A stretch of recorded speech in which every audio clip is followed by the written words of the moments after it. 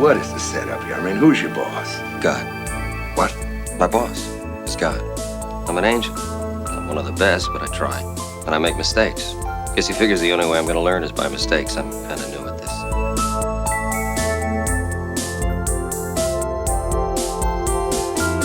Hello. Welcome to Highway to Heaven Revisited. Hosted by Rachel Mayer and Joel Luders. With moderator Sam Hine. Ladies and gentlemen, you are listening to the brand new episode of your favorite Highway to Heaven related podcast, Highway to Heaven Revisited. I'm your moderator, Sam Hine, and I'm joined by your two favorite Highway to Heaven watch-through podcast hosts. Please give a warm Podcast Nation welcome to Rachel Mayer and Joel Luders. Hey, folks. Hi. Yay. Joel and Rachel, it's a pleasure to have you back here at the Channel 3 TV studio headquarters. It's good to see you, Sam. Oh, yeah, it's a pleasure to be back. What do you think about the new tapestries? Oh, they're absolutely Gregorian. Yes, as you can see, each wall is a different movie theme. We have the Blade Runner wall. You've got your wall that's completely dedicated to all of the bit droids from Star Wars. Yes, as you can see, there are droids on this side, the right side, and then on the left you'll see all the spacecrafts over here. Yeah, but not the main ones. No, the tertiary ones are the most exciting. Wouldn't you agree, Rachel? I would. I actually, you guys remember the board game Sorry? I do. Yeah, I played a Star Wars version of Sorry at work today. Oh, you're so lucky. It's totally what I got paid to do. Oh my goodness. Yeah. You're so into Star Wars. Yeah, I read the word droid a lot. Our pieces were droids. Oh, excellent. Yeah. So it's little R2-D2s you get to bounce around? No, they're just regular game pieces. But when you read the instruction card, it says move your droid forward 4 spaces. So it's the same game, they just wrote a new instruction manual? Yeah, and the board is like a circle, and there's little Star Wars drawings on it. But the game pieces, no effort has been put forth to make those sort of Star Wars looking at all. No, none at all, actually. It was a pretty exciting day. All right, ladies and gentlemen, let's just cut to the chase. All this idle chit-chat and, evidence of our friendship outside of the show aside, we have to get down to business. We have to get down to the nitty-gritty. We have to hit the pavement. We got to start running down the highway. I think we're officially past the halfway point in Season 1. We are. Cha-ching. I know that this is the lucky 13th episode of the podcast, which means I think we're watching episode 15 today. Episode correct? 15, you are correct. Excellent. For the listeners at home, Rachel, what is the name of tonight's episode? Tonight's episode is One-Winged Angels. Oh my. Yeah. A couple things come to mind. Mythological imagery of a mid-air fight between an angel and a demon. An angel loses a wing. It's the moment of an angel getting its wing chopped off by the sharp, mythical blade of a demon up in the sky. And what happens to that angel once that one wing is removed? He falls to earth, and it's really up to him to just live the rest of eternity amongst humans. That's what technically angels do. They don't dwell amongst us. When referring to angels, angels live amongst us. I mean, what you're describing is the David Bowie film, The Man Who Fell to Earth. I have to admit, Joel, I have attempted to watch that movie twice, and I found it rather impenetrable. I thought he was a Martian, though. Yeah, he's like not a an moon angel. man. Right. He's a Mars man. Who comes to Earth and invests in plastics. He's a very Invents good-looking things. ginger Mars man. Becomes rich and then becomes absorbed by the decadence of Earth. As far as episodes of Highway to Heaven goes, is this like the Led Zeppelin album cover of Highway to Heaven episodes? I do feel that we are sitting on something good here. Okay. What we've brought today is a very special episode. I have a lot of thoughts about it. Tell me, how does our illustrious tale begin today? We're on the shoreline of a lake. There is harp music, followed by violin music. It's slow and kind of romantic. The camera is panning across and we see a dock with boats on it. The camera keeps pulling over and we see kind of a hotel on the side of the dock. I looked up, this location is actually called the Lakes Treatment Center, which was a drug rehab place. So far, this sounds like the setting for any good Stephen King movie. It's by a lake. We're going to have to move away a little bit from the creepy imagery. It's definitely not creepy. It looks like a resort, looks like a nice vacation area. We've got some rolling hills in the background. It's one of those fancy clubs where you can take a vacation and have that kind of adventure Jennifer Grey had in Dirty Dancing, where where magical things happen in the summertime. Yeah, not where you're going to go reconnect with the original evil from Stephen King. More Jennifer Grey. It's different floors. The first floor is Dirty Dancing. The second floor is the Stephen King nightmare floor. So this time we'll be just on the first floor. And what we see is a little boy running with a football. And he's throwing it up in the air and catching it. And he's making a bunch of noise, running down the boardwalk that's kind of runs alongside the hotel room. Causing a real ruckus. Causing a real ruckus. And then a door swings open and there's an older gentleman who is yelling at the kid. He says, "I thought I told you not to do that." And in response, the kid just sticks his tongue out at him. The kid has better things to do than let the man get him down. Yeah, but That's right. The man's not going to let the kid get the last word in, so he sticks his tongue out at the kid and then shuts the door. Nice. So then the kid keeps running, and then we see a woman who looks like she has a housekeeping cart. So she's a staff member. She also is a little bit older, maybe 60s. And as this kid runs by, she yells at him. Max, I'm gonna smack you bald-headed if you keep on disturbing the guests! That's quite a threat. Yeah, it's not effective. It's no more effective than the older gentleman. He just keeps on running. And the next thing we see is Max just running into this gas station. Small town gas station. Not run down, just a little bit older maybe. Max runs into this gas station, runs up to a soda machine, and just starts kicking the machine. Just like kicking the crap out of That's this what I was saying. Just knocking the hair right off, turning that soda machine bald.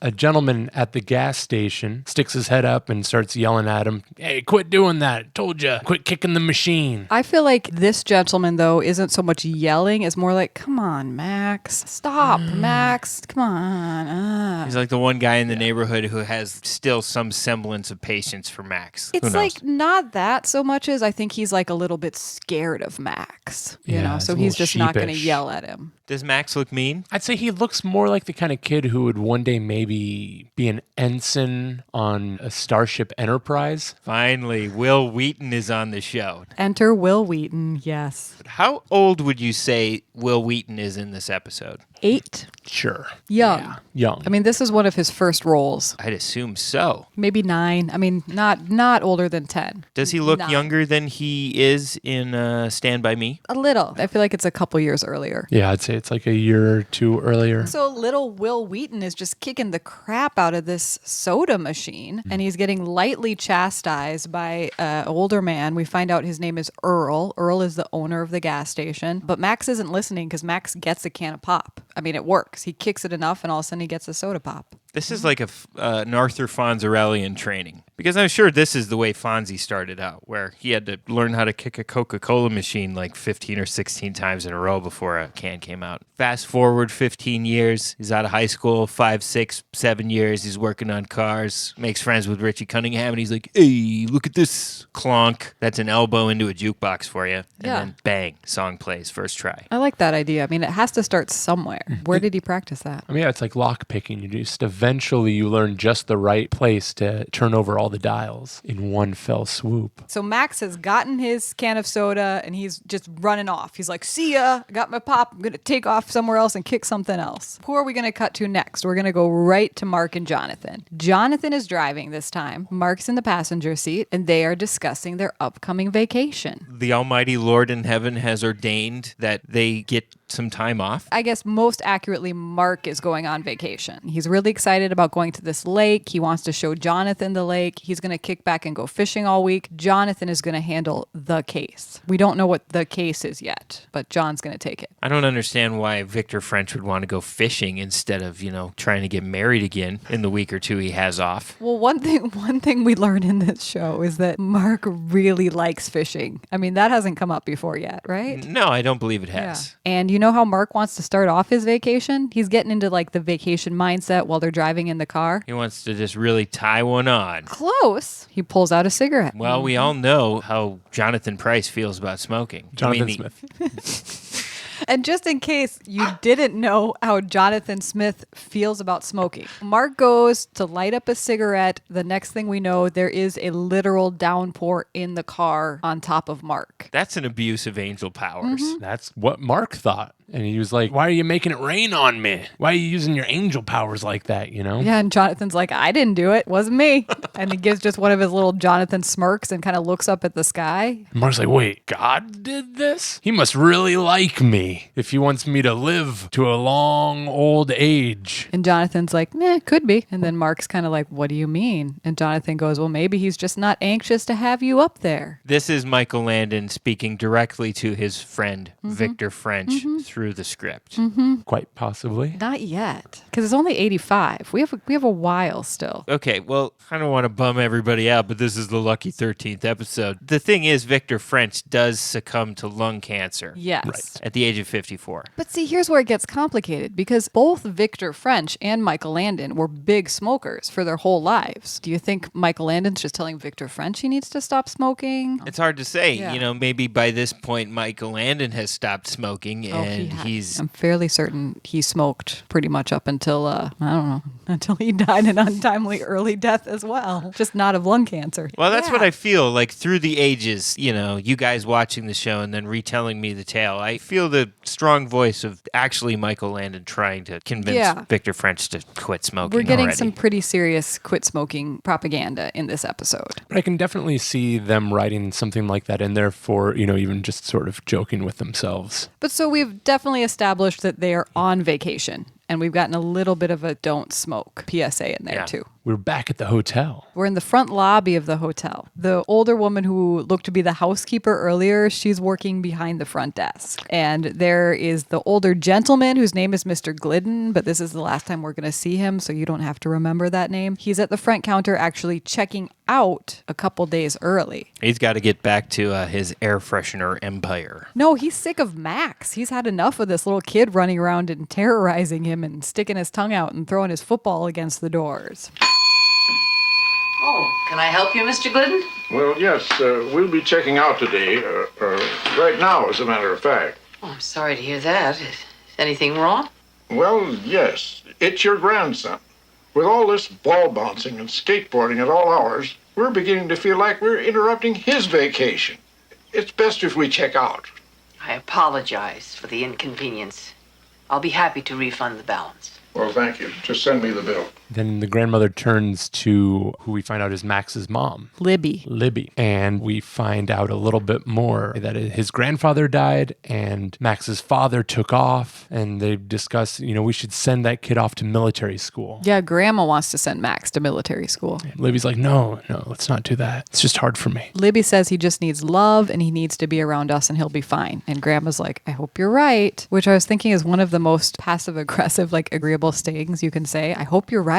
Does anybody ever actually say that? Well, I hope you're right. I would say I'm on Team Libby here. I think 8 years old is a little young for military school. I don't know how you guys stand on the issue. How old was Will Wheaton when he joined military school for Star Trek? Let's face it, Wesley Crusher was a very special case. Yeah, he was a special case because he was basically a tag-along with his mother. And then he got kept on the deck because he was running around too much on the bridge. And so he kind of got an honorary ensign-like status. So kind of like he was like running around and kicking things? Right. They were like, hey, kid, you need a job. You're obviously bored to death. Here's a job, and boom, he excelled. And then he got sent to Starfleet Academy for a little while. It's very true. Maybe they should send Max to military school. Okay, so we've established the family that needs some help. Mark's going on vacation, and this one is all about Michael Landon. 24/7 Michael Landon. He's a one-man band this episode. We're going to intercut with Michael Landon, and then Mark's getting his tackle caught in his waders. Going to be a lot of pratfalls with Mark fishing, boozing. There is a lot of Mark in this episode. Surprisingly. So Mark and Jonathan pull up to the hotel. They get out of the car, and Mark says he's going to take a walk to dry off. And Jonathan goes to check in. And I did make a note that Jonathan was wearing a gray denim jacket, which I think is a first. John goes inside, and that's when he bumps into Libby behind the desk. Libby is the actress Robin Dearden. She was known for Magnum P.I., Breaking Bad, Chicanery. She met her husband while they were both filming Airwolf. 2 years after this, her husband's name is Bryan Cranston. I think I've heard of that guy. He might have been also on Breaking Bad. Who's to say, though? Yeah, so Bryan Cranston, I didn't realize, has been married to the same woman since like 86 or 87 or something. That's incredible. Yeah. Congratulations to the Cranstons. Indeed. So Jonathan just meets Libby. I don't have too much more about this scene. I wrote there was kind of like a bit of a meet cute. It was just sort of like, oh, hi, yeah. Can Okay. I rent a place? Yeah. Oh, okay. Ladies and gentlemen, we might have an angel carrot sighting later. It's been a while. So next we're going to go out onto the lake. We're on a pontoon boat with Jonathan and Mark. That's a cool kind of boat. And it is a Oh, yeah. classic pontoon boat. Like, it is just a big flat box. With giant aluminum tubes keeping it buoyant. Not like the kind of pontoon boats that are like a bunch of couches. This is just big flat surface and a square box with a steering wheel behind it. If this podcast ever gets popular and we need something to write off, I'm pretty sure now that we've talked about pontoons, we could get ourselves a pontoon and write it off for research. And a captain's hat. 3 captain's hats. 2 captain's hats and a moderator hat. Perfect. Mark is living the dream. He's on his pontoon. He's got his fishing gear. This is his vacation, his week that he's been waiting for. Does he have a lot of gear? He's got a can of worms. He's trying to put the worm on the hook. He actually asks Jonathan to do it for him. Hey, why don't you reach down in there and get me one of those nice, juicy night crawlers? Here, you better do it. Little squeamish, huh? No, I just don't want to be part of killing one of his creatures.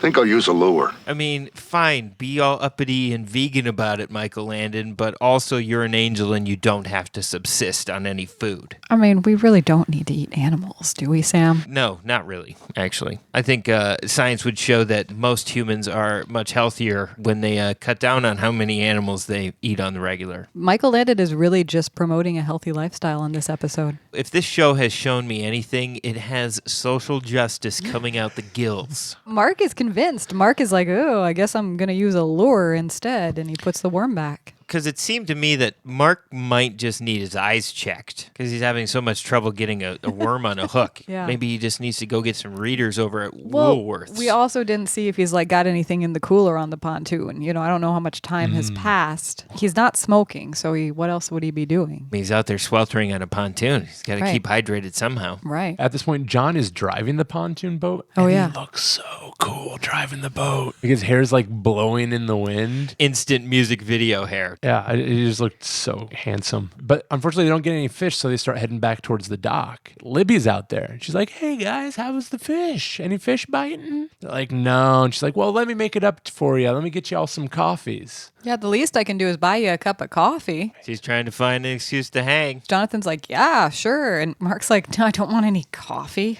Oh, I'm still working on my buzz. He's like, don't be trying to bird dog any chicks while I'm on vacation, Michael Landon. Get your shenanigans off the pontoon. Pretty You much. and your magical angel carrot just go around the corner or something. I'm busy. Yeah, actually, Mark like goes off to talk to the local fish expert. He's actually going to look for Earl, the gas station owner, because he heard he knows about all the fishing spots. I'm on vacation. I came here to Yeah. get some fish. No girlfriends on No, vacation, Michael no. Landon. What is it? You don't take fish on a fishing trip?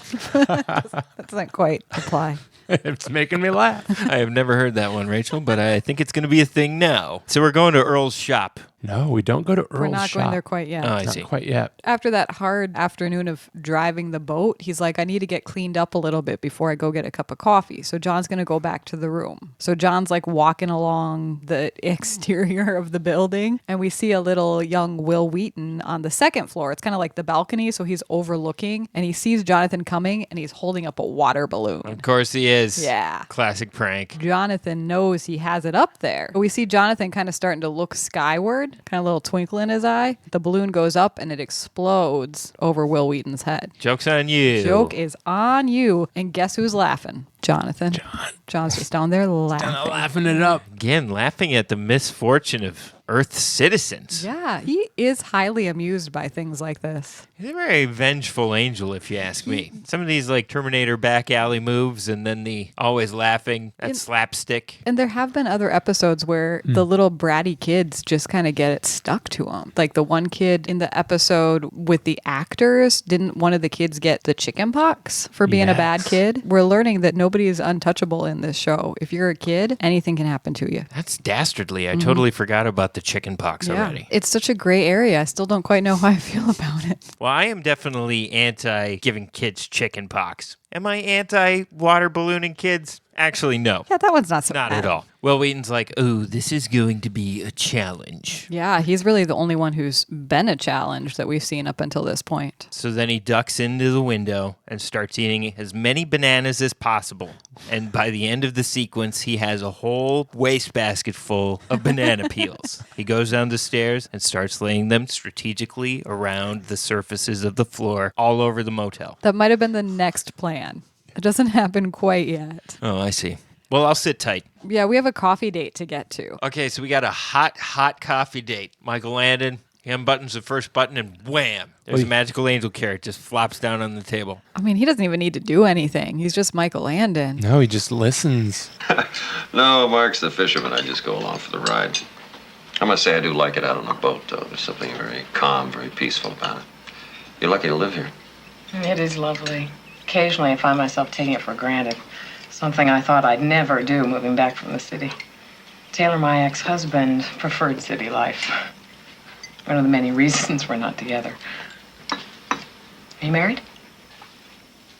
And then we get a shot of Grandma back in the kitchen watching them. But then the gas station owner comes in and asks if his lunch order is ready. But as he's asking, he sort of zeroes in on Jonathan and Libby. He looks very concerned. Earl is played by the actor John Lawyer, who was in Wyatt Earp, Highlander, the Excalibur movie. He was also the only main male character from Facts of Life. He played the headmaster in the first season, but they cut that part in the later seasons. The first season of Facts of Life is so strange. I just rewatched it within the past year. Have you seen it at all recently? Did you even watch it when you were growing up? I definitely remember watching it when I was growing up because I had a pretty sustained crush on a couple women on that show, but Blair? I was all Joe? about Tootie? I was Natalie? about Joe. She And was I the thought coolest. Natalie was so funny. I had a big crush on Joe. Yeah, she was pretty cool. Joe is actually who I wanted to be when I was a little kid. So I get it. I think I had a crush on Joe too, actually. I think I kind of wanted to be Joe as well. But none of those characters were in the first season. I think maybe Blair was, but it's like a different set of characters. The story is different. So something wasn't working in the pilot season. They revamped it for the second season into the show that we know and love. So And- I don't remember this guy. Headmaster in the first season? Yeah. Well, I think he's not sweating it because obviously he had a lot more sword fights and movies to do Yes. rather than be the headmaster on Facts of Life. So Earl sees them two talking. He looks concerned. He goes back to the garage, pulls out a giant sword,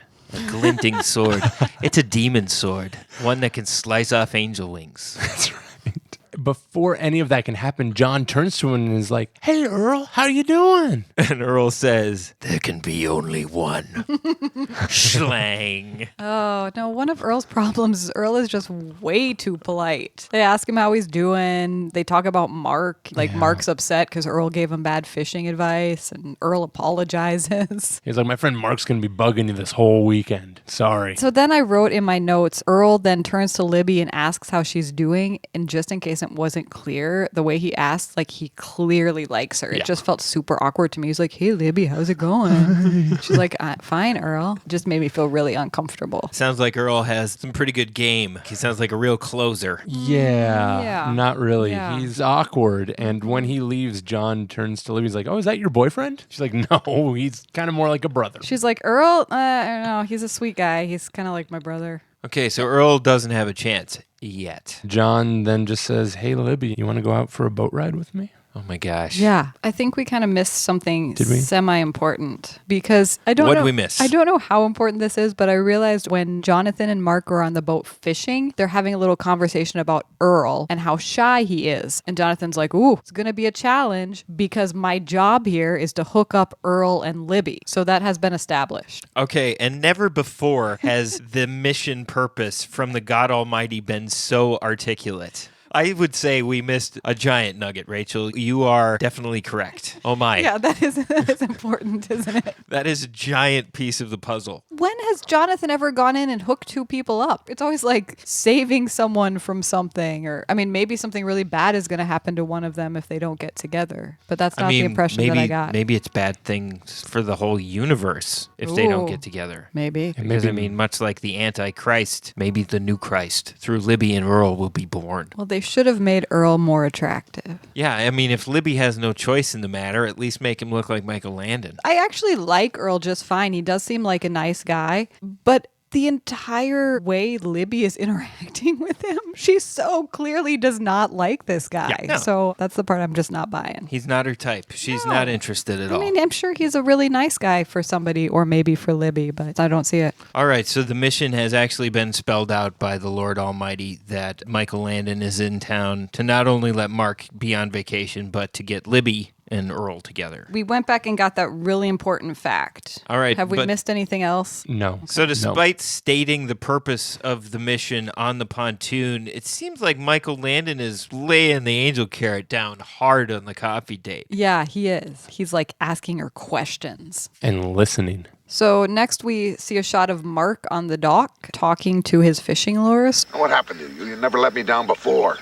I'll show you. I'll use a surface lure. But then he's distracted from this train of thought as he sees the pontoon boat go by, and we just hear. Wow, Michael Landon's really milking this one. He's taking her on the date to end all dates. Yeah, and Mark, I don't even know, how do we describe his facial expression? I just wrote that he feels confused and confounded. Yeah, he's seeing what's happening. Yeah, like, this isn't right. Is he supposed to get the angel carrot wet or not? Because this is where we're headed. Or not. Not.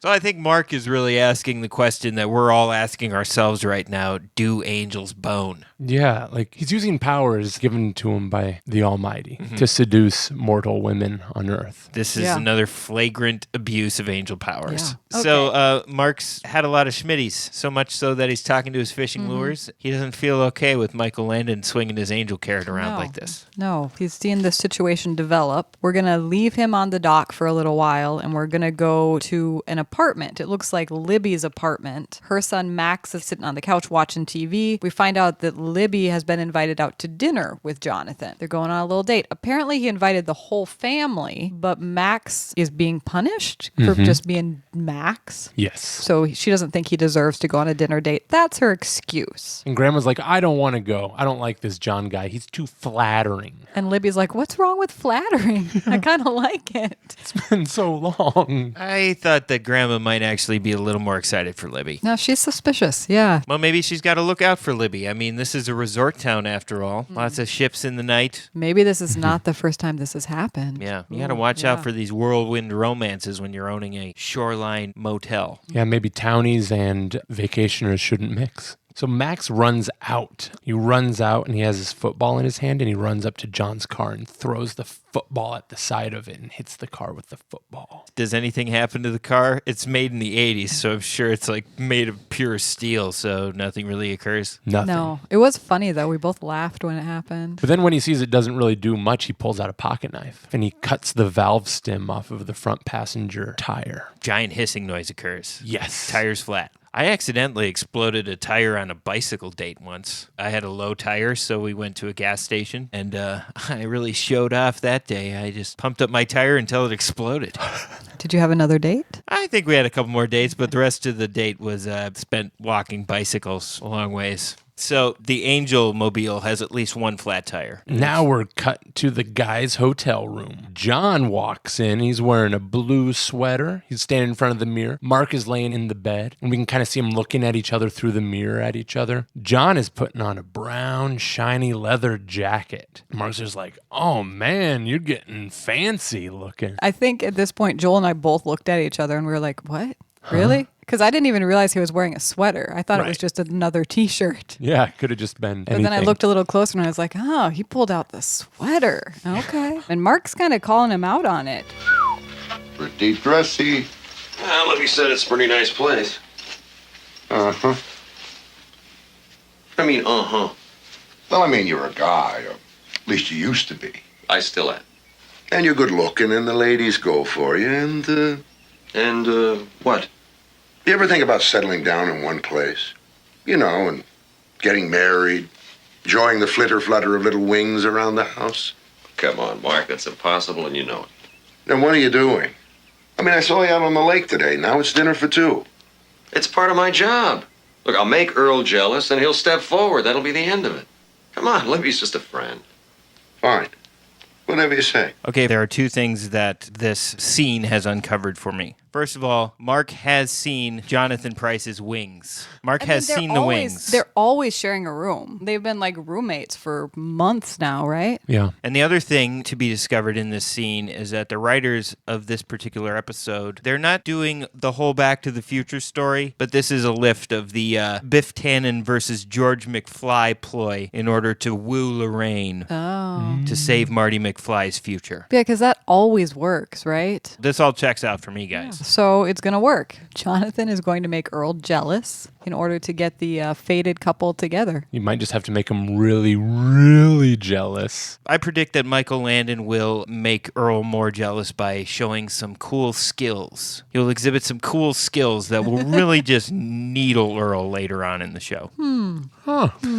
We're heading towards the parking lot. John and Libby are getting into the Angel car, They're laughing. having a great time. Nobody's noticed that the tire's flat yet. No, but Max is watching. He loves this. I'm wrecking my mom's date. And the car just drives off. No problem. Nothing is stopping Michael Landon tonight. But as the car is driving off, the football that Max is holding suddenly deflates. Man. Right? And this is I'm just a broken record here. Another abuse of angel powers. Michael Landon is an omniscient being. Like, he knows exactly what Max is up to at every second so far, and he's just getting him back. He is the adult picking on the kid. To add salt to your wounds, as this was taking place, they played a variation of the theme music. Making sure that we're all on Michael Landon's side and not on Max's side. Yes, this is the show. That little brat, he got what he deserved. Yeah, you're messing with the star of this television program, Max. Better get your butt to Starfleet. Boom, hard cut to an alarm clock. It's 1:25 a.m. Yeah, it's Dark room, it's nighttime. red alarm clock letters. Why has Mark set his alarm clock for 1:25 a.m.? No, it's just the time readout. It is 1:25, and who's coming in the front door? Drunk Michael Landon.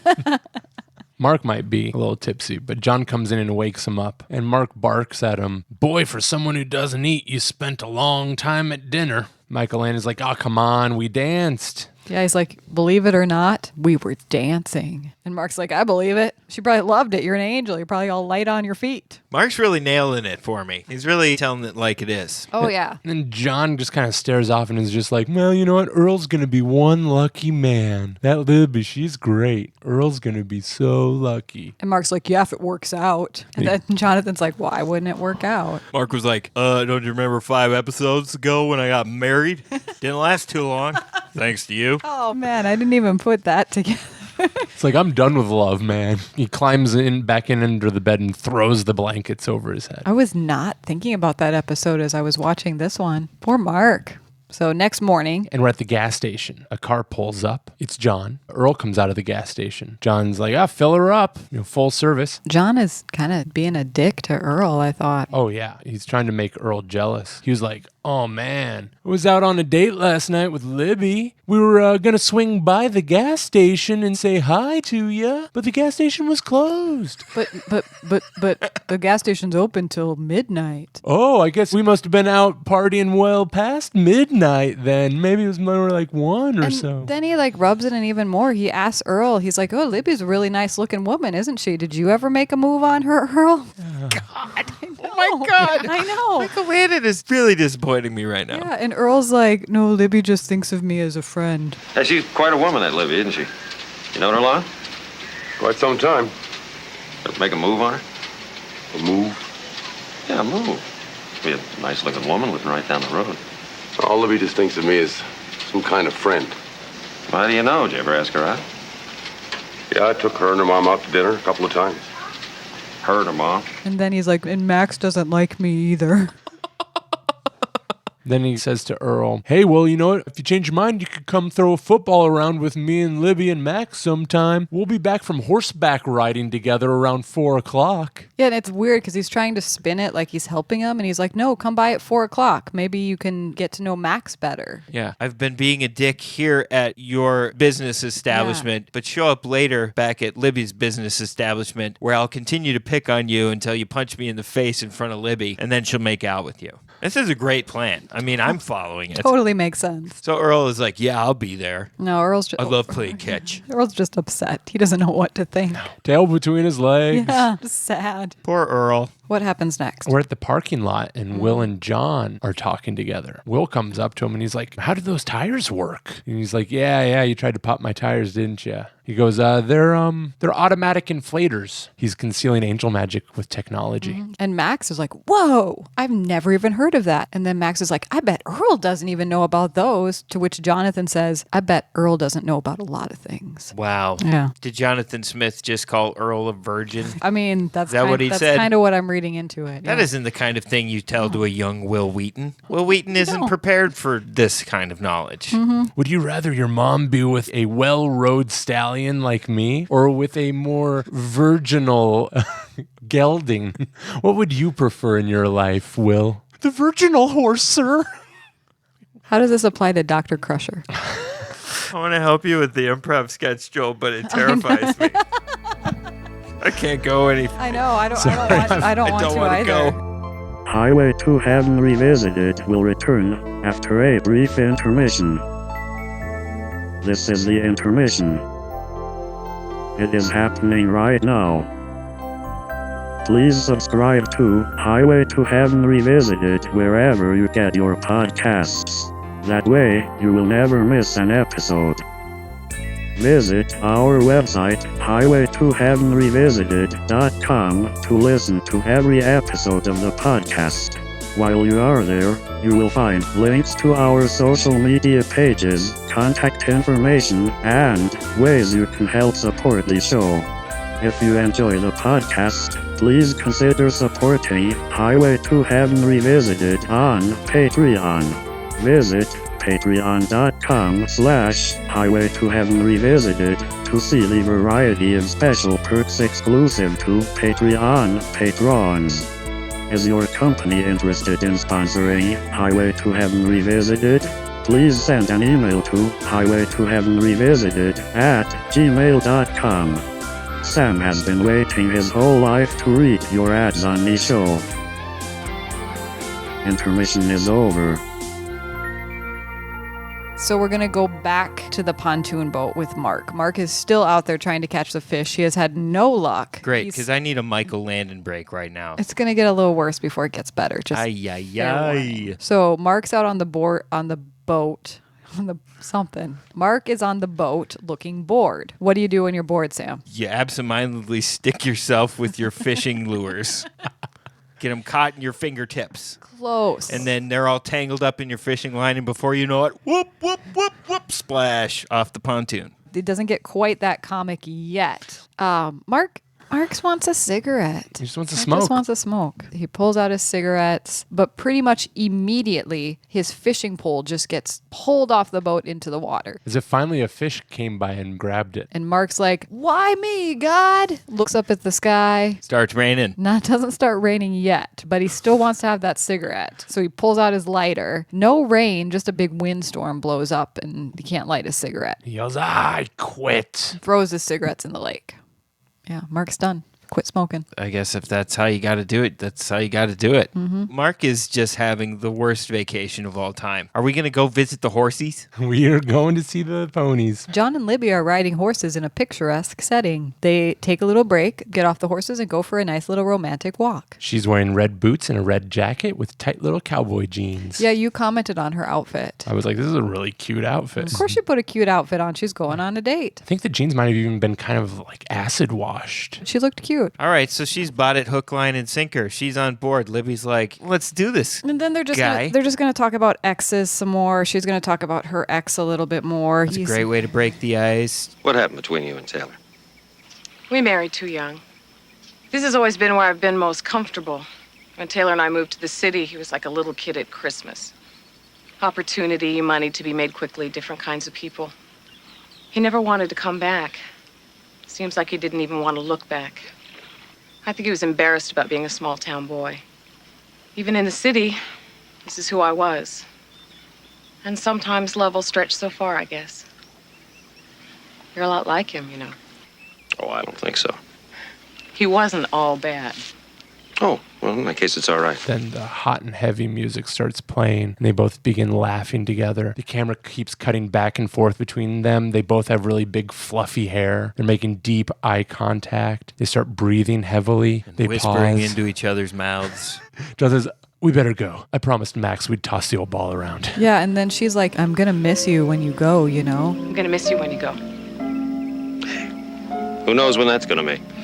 I can't leave till my friend Mark catches a fish. Hey,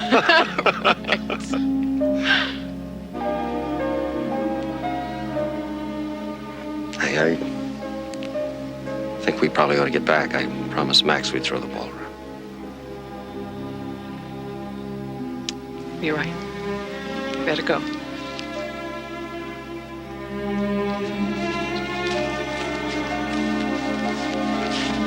I really meant what I said about missing you. And then Jonathan just says nothing. It's the cold So angel awkward. shoulder. Yeah, you got to keep them wondering. That's the only way they come back. Got to keep them spinning up like tops. Is he into me? I don't know. He almost said he liked me the other day. I should probably call him up again and see what's up. Well, that is the way you build a cult, I've learned, is that you bring people in by just giving them tons of attention at first, and then you just go super cold and you give them expectations. So they're always fighting to get that sunshine on them again. Oh, yeah. A great example is that guy from that crazy documentary series on Netflix, Wild Wild Country, the Bhagwan. As soon as they moved stateside, boom, the Bhagwan's like, I'm sorry, I cannot talk. I no longer For 2.5 years. I'm taking a That's vow right. of silence until I figure stuff out. You're in charge now.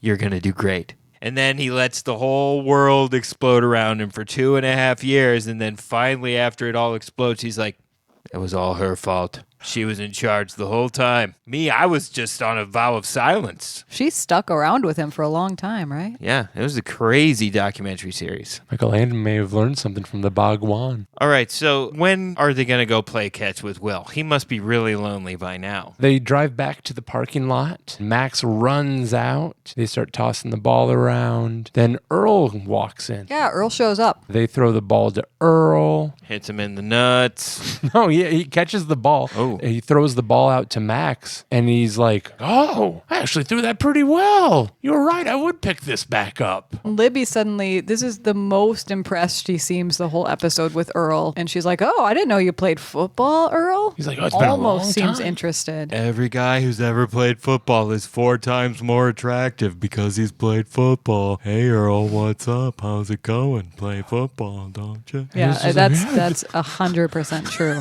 Yeah, I mean, it's just been proven over the entirety of American history. Take any attractive man that you can think of. football in his hand. Exactly. Is he not 4 times more attractive now that there's a football in his proximity? And boy, if he can knock other people down while they're holding the football, oh boy. Just, Now that is some potent masculinity. Clutch my pearls. just in case there was any doubt about that, Jonathan does hear this little note of maybe attraction in Libby's voice. Yeah. And you know what he does? He's got the ball. It's his turn. He throws it so hard At Earl. that Earl gets knocked down. Nails him in the stomach, knocking Earl down. That is exactly what I thought would happen, actually. It does have the desired effect because Libby immediately goes from, oh, I didn't know you played football to, oh, are you okay? Are you sure you're okay? Oh, I don't know. And Can Max do you need runs any help?" over. He's like, "Oh my gosh, that was like an NFL throw. That was like a super duper quarterback throw that you Whoa, just did." are you okay, Earl? Yeah, Earl, you all right? Did it feel like Fran Tarkenton just threw you a football? I think that was a popular football player I recognize that of name. the time. No, I think for Earl, it felt more like he touched a spark plug. Because he was just like, "Oh gosh, I gotta get out of here." Oh, like my internal organs are bleeding. I think I might have broken a rib or two. Yeah, my spleen's ruptured. I gotta go, guys. Okay, so Michael Landon is just not executing this plan to an effective degree at all. No. Yeah, Mark at the end of the scene is glaring at Jonathan and just shaking his head in disapproval. Yet another abuse of angel powers. Mark has really become the moral compass in this episode. Does Mark go talk to Earl? He's going to talk to his buddy first. Okay. John's out feeding the ducks in the middle of the night. So there's night ducks. There's night ducks. They're under nocturnal the moonlight. night ducks. I don't want to talk about it right now, okay? Talk about what? Come on, don't play Mickey the Dunce with me. You know what I'm talking about. I couldn't believe myself today. I saw Earl coming over, and I said to myself, it's working out. Everything's going to be fine. Even gave him the stuff. And I looked at Libby, and I wanted to be a big man. Yeah, when I saw that happen today, I was disappointed in you. Oh, I don't blame you. Come on, let me finish. I said I was disappointed in you. Then I got to thinking about it. I think, what right do I have to judge you? I mean, you're always talking about judging people. Don't we all have the right to make mistakes? Even angels? No. No, I'm here to help people. I'm not here to worry about my own feelings. Well, you're probably right. Last thing the boss wants down here is somebody who'd fall in love or get jealous. I mean, this is no place to act like a human being. You thought about that, Jonathan? You know, the boss had a choice, you know. He could have filled this whole place up with R2-D2s. Nice. But he didn't do that, Jonathan. He sent you. Maybe this is for you. Maybe it's good for you. Maybe the boss wanted you to be so touched that you wouldn't lose the touch. Maybe falling in love with Libby was your vacation, a refresher course in being a human being. You're an angel, Jonathan. You're not God. You only have most of God's powers, and you have human feelings. You're like a Terminator with feelings. We still need to get to the emotional punchline here, Sam. There's an emotional punchline? Yeah, we're back in scene. I'd forgotten how hard it was to fall in love. I know. How do I get through, friend? You'll find a way. It won't be easy, but you can find a way. Pulls a cigarette pack out of his breast pocket. They both light one up together. Then they hug. How many times do you think Jonathan Smith has been in love in his life? I don't know. I mean, at least once it sounds like somebody really left their mark on him. It wasn't Libby. I wonder who did clip his wings. I only hope we're going to find out. I have a feeling we are. Oh, God. I just hope there's a demon sword. Not in the next 10 minutes. It's Grandma, isn't it? Michael Landon died like 30 years ago. And he's Libby's dad. Oh. He's Libby's dead angel dad.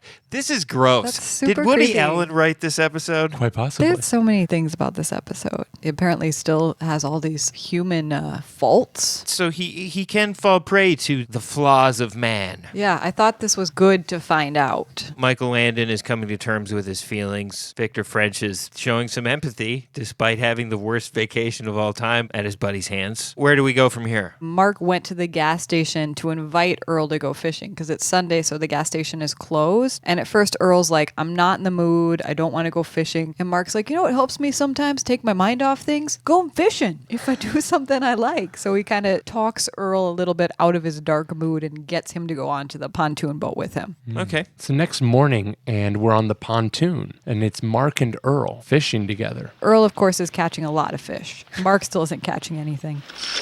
I got another one. Boy, they sure are biting today. Well, I sure wouldn't know. Can't believe it. Quit smoking, I still can't catch a fish. What's smoking got to do with it? Yeah, it's a long story. Earl starts asking about John and Libby. Yeah, who's this John character? He's like, so John and Libby has been hanging out a lot. They seem like they're getting pretty serious. Yeah, over how the long you past known this guy? 2 days. Does he have any STDs? And Mark says, yeah, my Yes. friend's got, yes, he Yes, does. he does. Tons of STDs. Mark tells Earl that John's a little bit of a playboy. Everywhere we go, he gets one. And he's like, but the guy seems so sincere. And he's like, yeah, that's his game. Sincerity. It's just fun for him. It's just a little game. John doesn't even like kids. Haven't you seen how he's like sucking up to her kid? He doesn't even like kids. He's just scoring points with Libby. Blowing up water balloons in his face while she's not looking, dude. Mom, I swear this guy deflated my football. He's kind of a jerk. And she's like, why are you making up stories about Jonathan, Max? Yeah, the guy's like, man, well, how can you run around with a guy like that? And Mark's like, well, face it, we're not angels. And then Mark gets a tug on his line. For dropping the hint that... I don't know. Well, there's the part we can unpack. He gets a tug on his line, starts reeling it in. Dead body. It's the ex-husband. Oh, my. It's a boot. It's the ex-husband's boot. Interesting. It's not. Mark looks up at the sky and says, fine, that's it. I'm buying a pack of smokes. He doesn't have to. There's a pack of smokes in the boot. He maybe should have checked it. But Earl is not happy about this information. No, how could he be happy? He's, riled up. Yeah, he's got a little honor to defend. Feels like punching somebody in the face. Especially somebody with perfect fluffy hair and glistening dewy skin. Twinkle in his eye. Take your hands off her. Super cool coats. Yeah. Do I have to swear? That's right. You take your goddamn hands off of her, Biff. That's right. And so he goes and he confronts John. He goes to John's hotel room. Surprise, surprise. What are your intentions with Libby? What are your intentions? I don't want to see Libby get hurt. John's like, we're just having some fun, man. And Earl's like, Libby's not that kind of girl. Earl is wearing a white long-sleeved thermal shirt. That's going to have a lot of angel blood on it mere seconds from now. Rolled up to the sleeves is his red flannel plaid shirt. And over that, he has a big, thick brown leather vest. It was just a lot of layers. Like before, he was wearing coveralls and a red hat. And now he's like dressed up in... like an Abercrombie outfit. As we've stated multiple times, Joel and I have watched these shows together. We try not to talk about them too much while we're watching. We did comment a bit more on this one, I think. You did say at this point, you said, wow, that guy's wearing a lot of layers. I was like, oh yeah, he is. Then John says to Earl, if you like her so much, why don't you do something? It's kind of just being a jerk still. I feel like they've really written him into a corner. They're just like, well, he's going to be a dick until the sheepish guy at the gas station puts a move on the girl, I guess. That's going to be okay, right? We can do that. Yes. Yes. So, yeah. So, I mean, I don't know who I'm rooting for. I don't like Jonathan in this one, but I'm also not a big fan of Earl because he's really liked this girl for so long. Why hasn't he done anything? He's in his 40s, 30s. Just say something. In other stories, there's usually two problems, and then John shows up and shows how these two separate set of problems can be solved if they just come together. These two sets of people don't really have a lot of problems. The only problem is Max is just kind of running around having a lot of fun. Besides that, the parents seem to be fine mostly. Yeah, like being single. I did start thinking at this point, why is this the job? Because what we're getting at is the job is not about Libby and Earl. The job's about Jonathan, right? Even though that's not completely clear either, but it's something about Jonathan getting in touch with his humanity, even though he's an angel. Because unless it is something along the lines of preventing or bringing on the end times, why do we need this couple to get together? Exactly. Yeah. Why does Earl need help getting a girlfriend so bad that Libby doesn't have any say in the matter? God has to intervene. So I would agree with you, Rachel. I guess this is really about Michael Landon coming to terms with his magical angel carrot. Mm-hmm. Does Earl punch him in the face? No. Earl just thinks about stuff. Slinks away. Mm-hmm. Then we cut to Mark and Granny. Finally. Tell me about how the olds are getting their flirt on. Make it juicy. So Mark goes up to Granny, who is played by the actress Peggy McKay, who was on a whole bunch of Days of Our Lives. Anybody who watched Days of Our Lives, she's Carolyn Brady, which is a huge figure. She's like the matriarch of the Brady clan on Days of Our Lives. Yeah, it's called the Brady Bunch on Days of Our Lives. Carol Brady is the mom of the Brady Bunch on Days of Our Lives. We all know that, Rachel. Louise, could you give me some change for the cigarette machine? Certainly. Any luck today? Oh, yeah, I caught a soul. In this lake? Just a little humor. Oh. Here you go. She gets him some change. He goes outside, goes to the cigarette machine, buys himself a pack of smokes, tears them open, but there's something wrong inside the pack. It's full of bugs. No smokes, no bugs. Pulls out a giant white piece of paper that's all folded up. Okay. He unfolds this giant white sheet of paper, taking up the entire frame of the camera. Yeah, like small poster size. And in like block Helvetica font, bold letters says, "Breaking promises can be hazardous to your health." Crash of thunder. Then he goes, "Cute, real cute." It's almost as if there is nothing else occurring on the planet Earth. This is a world devoid of famine, of homelessness. God has plenty of time to confound Mark's quest to have a cigarette at every turn. Yeah, I mean, it's not the worst thing in the world that God is just all about keeping people from smoking. I'm personally jealous about how much divine intervention Mark is getting compared to how much I've gotten in my life, okay? I hate to project. Yeah, I have not ever been rained on in the car, that's for sure. I never got a note in my cigarettes box. Not that I ever smoked, but if I did. No joke shoes at the end of your fishing line? My car broke down a lot when I was younger. Maybe I just wasn't listening. If you had known then what you know now, Joel. He was with you the whole time. He was there the whole time. Now that everybody is starting to learn about their feelings, how do people start dealing with their problems and wrapping up the show? John's shaming of Earl actually works. So the next thing we see is Earl is in the gas station writing a card to the prettiest girl on the lake. Love, Earl. He then attaches that card to a nice bouquet of flowers. Earl made a good move by signing the card so it's not creepy and anonymous. Yeah, I was concerned when he was writing that he wasn't going to sign it because that's just the way I saw the show going. But he did sign it, so points to Earl. He then gets dressed up. He's wearing a button-up shirt and a tie with a denim jacket. And we see him, it's nighttime. He's going to deliver the flowers to Libby. So we see him walking along the front porch of the hotel. He peers in the window, sees Libby in the lobby, chickens out. Trashes the flowers. Throws them in the garbage. Yeah. Trashes them. Dumps them in the trash. Typical Earl. And then the next thing we see is Jonathan peeking out of the shadows. Okay. I don't know how to read Jonathan's expression. I would say poker face. He's just keeping an eye out on Earl, on Libby. He's watching somebody. So now it's the morning. We're at the dock. Max runs up to Mark and is like, Hi! Morning. Is Jonathan up yet? Yeah, he's up in the room. Thanks. Good luck! so Max runs up to John's room, and John's packing a bag. And he says, I'm not in the mood to play football. TV episode's almost over, kid. I'm thinking about my next town. Hi, you want to throw the ball around? I've been working on my spiral. No, not right now, Max. How about later? No, I'm just not in the mood. What are you doing? I'm packing. We're going to check out later today. But you said you'd be here a while. I know what I said, but I changed my mind. I'm getting bored. I feel like moving on. Hey, was it something I did? Are you angry at me? It was nothing you did, and I'm not angry at you.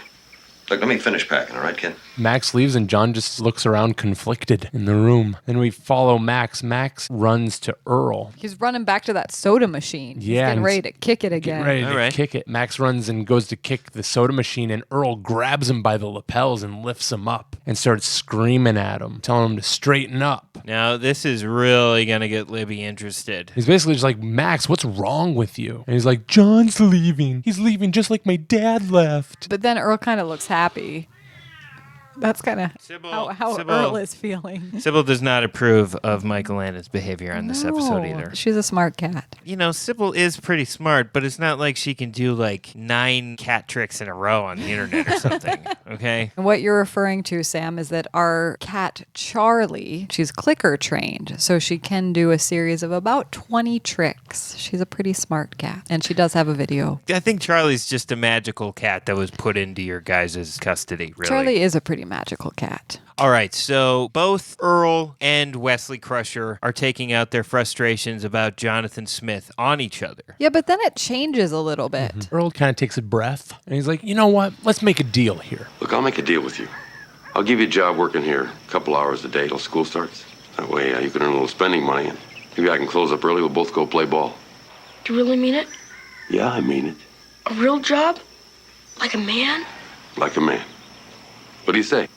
Let's get to work. Max is pretty excited about this. Yeah, Max has got a father figure and a tiny bit of responsibility, and Earl has some very cheap labor. 2 problems with a solution. All right, this is starting to feel a little more like Highway to Heaven. Yeah. So the next thing we see is a shot of Earl's flowers. The last time we saw them, they were in the garbage can. Now they are sitting on the front counter in the hotel lobby. Libby is looking at them and smiling, reading the card. Oh, thank you, Michael Landon. But then she spots Jonathan packing up and leaving. So she immediately has to run out and talk to him. And he tells her he's leaving. Well, basically, I'll see you later. Oh, yeah, Max is upset, by the way. Yeah, your kid's mad because I told him I was leaving. He's over at Earl's if you're looking for him. Kids, am I right? He literally does that. Libby's like, it's been fun. Stop by anytime you're in the neighborhood. Yeah, she's like, please, anytime you come by, you can stop here. Because remember, you and me just spent the last 70 of the last 72 hours together. Awesome multiple day dates. I put on some cowgirl pants for you, buddy. Where are you going? And he's like, yeah, we'll see. Then she like kind of looks off and almost starts to cry, then runs off. Michael Landon taking a one-way ticket to Flake City. But then Jonathan tears up a little bit. And then Mark comes walking in with his tackle box. And he's like, I guess we're leaving, huh? I just caught an 8-pounder and I didn't have the heart to keep it. Just seems like nobody's letting themselves be happy. This is not a fun vacation. Libby goes to the shop. He goes up to Earl and is like, hey, have you seen Max? Earl says, yeah, I saw Max and I gave him a job here. She thanks Earl for the flowers and the note. She specifies that. She says, it was very sweet. I'm so still not convinced at this point, though. Yeah, big whoop. Yeah. Earl's like, oh, you mean those flowers I threw away? You got those? Because they were totally bent and messed up when I threw them on that pile of tomato soup. Yeah.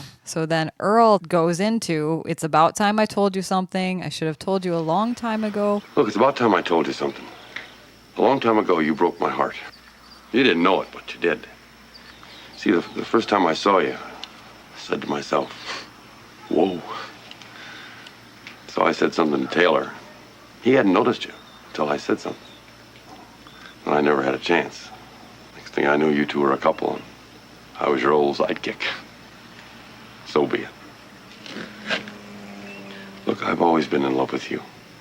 I never felt I could do or say anything about it because that would jeopardize our friendship. You want to go out to dinner? Just us, not your mom. Oh, boy. I know. This is so through the power of sympathy, she's difficult. like, oh, I feel so sorry for you. Let's go out together. I feel like we were supposed to believe at the end of the episode that they were going to fall in love, right? Yeah. I think clearly I didn't. How did you feel, Joel? I mean, the last line that he says to him is like, hey, let's all just finish up here at the shop and go play football together. And they're like, oh, okay. And so they kind of all leave as one unit. So clearly everything's going to be fine. Earl does say something, because football fixes everything. Yeah, he's just got to shore that football form again. Like, if you have problems talking to another guy, easy. Just talk about football. Join the football team. Knock a bunch of people over. You'll feel a lot better about yourself. And bury those feelings deep down inside. So deep that you have to wait like 20 years to tell somebody that you are in love with them. He does also say in the middle of this reveal, I hope that my telling you I'm in love with you doesn't mean we can't be friends. And I was like, yeah, it does. It is going to. He doesn't want anything to change, and it's going to change. I just don't know that it's going to change for the better. Well, I don't see it changing for Libby for the better if they're sort of like predestined via Michael Landon's intervention to be together. I just feel like Libby has not had any say in this matter this entire episode. No, she hasn't. I really think Earl could be a great catch for somebody. I just don't think this. I guess I just don't agree with God. I don't understand. I don't understand, God. Do a little better, God. Spell it out for us. So I guess let's just assume that they're happy and everything's fine. Do Michael Landon and Victor French get in the car and drive away? Yeah, they witness this. They watch him walk off so they can play football together. Yeah, and then Jonathan says, let's go. And they just leave. Drive away. Just like this Let's bittersweet. I wonder what that conversation was like, that next car ride. Probably an in-depth discussion about what the magic angel carrot is, how big it is, does it look like mine? Then they talked about football. Mostly football. Probably baseball, too, especially the Oakland A's. All right, here's my take. Weird show. Yeah. Very weird show. I agree. Mark had some great moments in this show. Like, I feel like he did a pretty good job supporting his friend in the midst of his frustration in, his difficult vacation. I mean, Mark had his own stuff going on. I like that he confronted his friend. He didn't let him just get away with his bad behavior. You know, that's a pretty stand-up move. A vast exploration of bad behavior on Michael Landon's part. Picking Yeah. on children, manipulating yet another woman's feelings along the way. I mean, this one's complicated, though. I feel like in the past, he hasn't been attached. You know, he maybe has been unaware of what he's doing. This time, he knew what he was doing. And he couldn't he stop wanted doing to, it. Yeah, he wanted to do it. He kept doing it. It kept escalating Yeah. it. Little disappointed that there was no demon sword and no hacking of angel wings in midair. Would it have been better if they had just like made out? I do think they took it to a very extreme degree with Michael Landon's behavior. Having not watched the show, I found it very upsetting and uncomfortable. They did. I agree. You know, if they did make out, that would have taken it a bit farther. But Yeah. I mean, God knows what happens when, well, God does know what happens, but God knows what happens when an angel smooches another human. Yeah, what happens when angels kiss humans? What do we know in media? For all I know, they could turn into goddamn R2D2s. Right. Yeah, Joel liked that reference. Does angel plus human equal droid? Was that what Victor French was trying to tell us earlier, guys? I think it was angel devoid of human equals droid. Okay. So is the opposite true? Angel plus human also equals droid? It's like the golden rule. It works both ways. Yeah, you're right. Good point. All right. Let's. We've given this Yeah. particular episode far greater of an examination than it ever deserved or required. I'm sure that our audience is quite pleased with our analysis, but let them not be disappointed because the wrap up is about to happen. Joel, how about you start? What's the moral of the story today? The title of this episode is One-Winged Angels. I did a quick little Google search around that. Couldn't find great definitions, but I did find something on TV tropes. And it was a reference to like how a scientist would drink his own poison and then get turned into like a bad creature, or a dragon gets a wing ripped off of it at the end and then it becomes an even worse monster. But the term One-Winged Angels was in reference to a Final Fantasy video game, so I don't know if that existed before that or after, so it seemed like quite a stretch.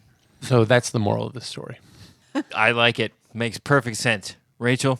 My moral of the story, I did feel for Earl. I felt for Libby. This was a tough situation. My takeaway is if you have very strong feelings for someone, maybe before they get married to your best friend, maybe before the relationship gets serious, why don't you just tell them? Yeah. It's Take a not- chance. yeah, Be yeah. brave. What do you got to lose? Yeah, come on, Earl. I guess the moral of the story for me is the same thing. If you like somebody and you got a window, jump through the window. See what happens. Rejection isn't that bad. Life is just an unrelenting series of rejections. So it's what's all just another bump rejection. along the road? I like it. Excellent. Okay. Lay it on me as far as the Michael Landon factor this episode, guys. You got a lot of stuff to There. take account of here. He made someone fall in love with him. He deflated a tire. He inflated a tire. Oh, yes. Deflated a football. There was the rainstorm in the car. and Water balloon. The water balloon was definitely him. I feel like the rainstorms might have been the big boss. He did something he's never done before, and he quote unquote gave him the stuff. Oh, yeah. He gave Earl the stuff. Yeah, the ability to throw a football. Oh, that's what the stuff was. I That's thought the true. We stuff didn't was talk about just that. all the guff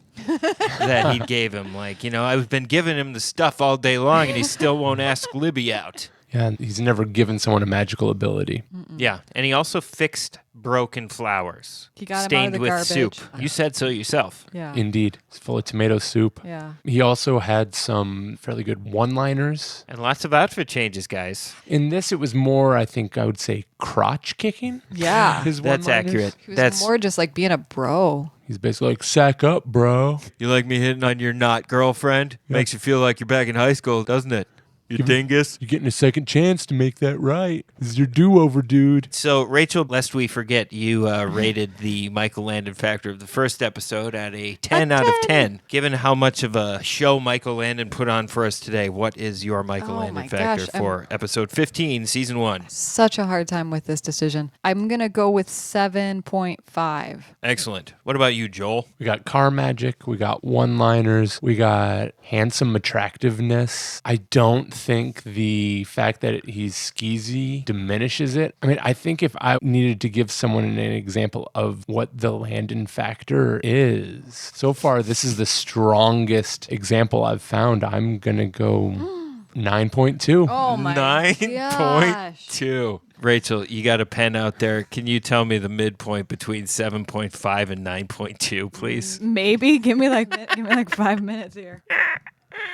So the total is 16.7, so that's like 8.35. 8.35. Ladies and gentlemen, you heard it. Season 1, episode 15 of Highway to Heaven. Overall Michael Landon factor is 8.35. Wow. Personally, guys, based on your storytelling, I would have rated this one a 10. I think it's Not ashamed. fairly obvious that I couldn't keep my emotions out of that decision, and I'm comfortable with that. It's all good. The Michael Landon factor is based on the individual reaction of you and Joel combined, averaging out at this point to be an 8.35. Yep. Guys, I can't say what a pleasure it is to have spent another 2 hours and 37 minutes talking to you about another episode of Highway to Heaven. We're well on our way through season 1. The listenership, I'm sure, is accruing by mountains and mountains and mountains of ears every single day. And if you are part of the listening audience out there, we're so excited and glad that you've joined us along the way. And tune in for the next episode, and we'll see you next time on Highway to Heaven Revisited.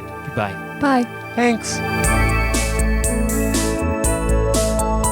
Next time on Highway to Heaven Revisited. We had better find a place to spend the night. No streetlights, I can hardly see a thing.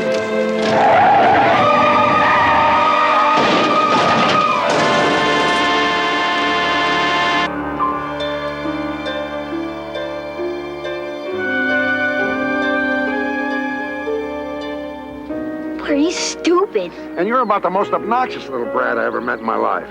What's your name? Mark Gordon.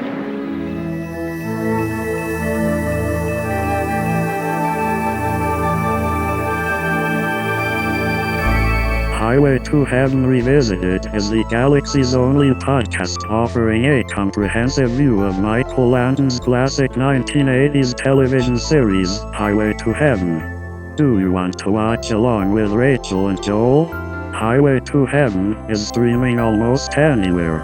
Check your favorite streaming platform to see if it is available. Please follow Highway to Heaven Revisited on Instagram. That's at Highway to Heaven Revisited. Do you have a question or comment for the hosts or moderator? Call the hotline to heaven. The number is 612-356-2495. That number again is 612-FLOW-BIZ-5. Your message might be played on the show. Or send the show an email at highwaytoheavenrevisited@gmail.com. Your message might be featured on the show.